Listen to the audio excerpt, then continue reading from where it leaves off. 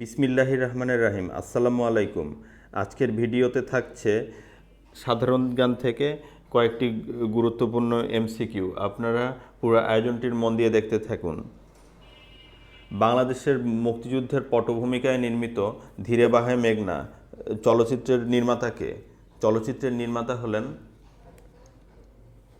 আলমগীর কবির। শীতল পাটির বুনন শিল্পকে ইউনেস্কো বিশ্ব নিবন্ধক সাংস্কৃতিক ঐতিহ্য হিসাবে ঘোষণা করে কবে? ঘোষণা করে 6 ডিসেম্বর 2017 সালে। বিশ্ব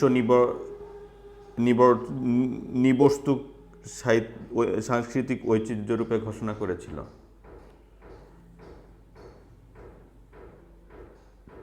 পরের প্রশ্ন, খরিফ শস্য বলতে কি বোঝায়? খরিফ শস্য বলতে বোঝায় গ্রীষ্মকালীন শস্যকে খরিফ শস্য বোঝায়। বাংলাদেশের একমাত্র খাদ্য পুষ্টি ইনস্টিটিউট কোথায় অবস্থিত? একমাত্র খাদ্য পুষ্টি ইনস্টিটিউট অবস্থিত ঢাকা বিশ্ববিদ্যালয়ে। পরিবেশ ও বন মন্ত্রণালয়ের পরিবর্তিত নাম কি? পরিবেশ ও বন মন্ত্রণালয়ের পরিবর্তিত নাম হচ্ছে বাংলাদেশ বন জলবায়ু পরিবর্তন অধিদপ্তর। পরিবেশ বন জলবায়ু পরিবর্তন অধিদপ্তর। আবার পড়ছি, পরিবেশ বন মন্ত্রণালয়ের পরিবর্তিত নাম কি? পরিবেশ এবং বন মন্ত্রণালয়ের পরিবর্তিত নাম হচ্ছে পরিবেশ বন ও জলবায়ু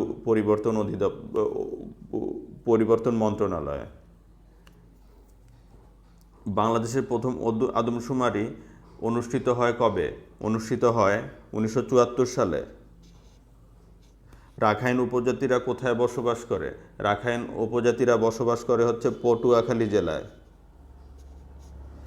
রাশিয়ার সর্বোচ্চ খেতাব অর্ডার অফ ফ্রেন্ডশিপ লাভকারী বাংলাদেশি ব্যক্তিত্ব কে? বাংলাদেশি ব্যক্তিত্ব হলেন সাবের হোসেন চৌধুরী। বাংলাদেশের সরকারি ইপিজেডের সংখ্যা কয়টি? সংখ্যা হচ্ছে 8টি বাংলাদেশের সরকারি ইপিজেডের সংখ্যা। বাংলাদেশের সাথে জয়েন্ট ইকোনমিক কমিশন জেইসি ভুক্ত একমাত্র সংস্থা কোনটি? একমাত্র সংস্থা হচ্ছে ইইসি। বর্তমানে বাংলাদেশের রাষ্ট্রীয় মালিকানাধীন বাণিজ্যিক ব্যাংক কয়টি? 6টি। এটা পরিবর্তন হলে একটু জানাবেন আপনারা কমেন্ট বক্সে। বাংলাদেশের সংবিধান অনুযায়ী কোনো ব্যক্তিকে প্রেসিডেন্ট হতে হলে তার বয়স কমপক্ষে কত হতে হবে? তার বয়স কমপক্ষে 35 বছর হতে হবে। কাউকে রাষ্ট্রপতি হতে হলে বয়স তার 35 বছর হতে হবে।